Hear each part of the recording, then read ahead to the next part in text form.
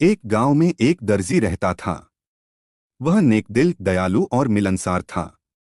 सभी गांव वाले अपने कपड़े उसी को सीने को दिया करते थे। एक दिन दर्जी की दुकान में एक हाथी आया। वह भूखा था। दर्जी ने उसे केला खिलाया। उस दिन के बाद से हाथी रोज दर्जी की दुकान में आने लगा। दयालु दर्जी उसे रोज केला खिलाता। बदले में हाथी कई बार उसे अपनी पीठ पर बिठाकर सैर पर ले जाता। दोनों की घनिष्ठता देखकर गांव वाले भी हैरान थे। एक दिन दर्जी को किसी काम से बाहर जाना पड़ा। उसने अपने बेटे को दुकान पर बिठा दिया। जाते जाते वह उसे केला देते हुए कह गया कि हाथी आए तो उसे खिला देना। दर्जी का बेटा बड़ा शरारती था। दर्जी के जाते ही उसने केला खुद खा लिया। जब हाथी आया तो उसके शैतानी दिमाग में एक शरारत सूझी। उसने एक सुई ली और उसे अपने पीछे छुपाकर हाथी के पास गया।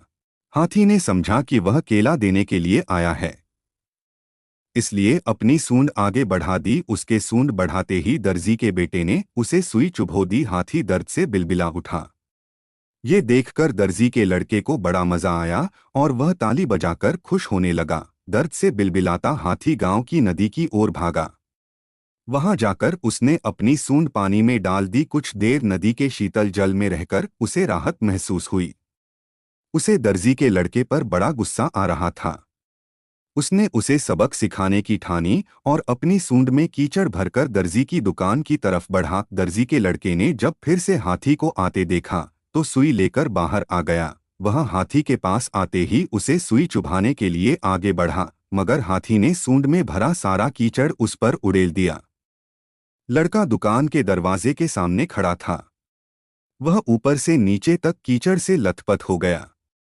दुकान के अंदर भी छिटक गया और लोगों द्वारा दिए गए कपड़े भी गंदे हो गए। उसी समय दर्जी भी अपना काम निपटाकर दुकान वापस आया। वहां की ये हालत देखकर उसे कुछ समझ नहीं आया। उसने अपने बेटे से पूछा तो बेटे ने सारी बात बता दी। दर्जी ने बेटे को समझाया कि तुमने हाथी के साथ बुरा व्यवहार किया है, इसलिए उसने भी तुम्हारे साथ वैसा ही व्यवहार किया है। जैसा व्यवहार करोगे वैसा ही पाओगे। आज के बाद किसी के साथ बुरा मत करना। फिर दर्जी ने हाथी के पास जाकर उसकी पीठ सहलाई और उसे केला खिलाया। हाथी खुश हो गया। दर्जी के बेटे ने भी उसे केले खिलाए, जिससे हाथी और उसकी दोस्ती हो गई। उस दिन के बाद से हाथी दर्जी के बेटे को भी अपनी पीठ पर बिठाकर घुमाने लगा। अब दर्जी के बेटे ने शरारत छोड़ दी और सबसे अच्छा व्यवहार करने लगा। सीख, जैसा करोगे वैसा भरोगे। प्रिय मित्रों, वीडियो को लाइक और चैनल को सब्सक्राइब करना ना भूलें। एक छोटा सा कमेंट अवश्य डालें।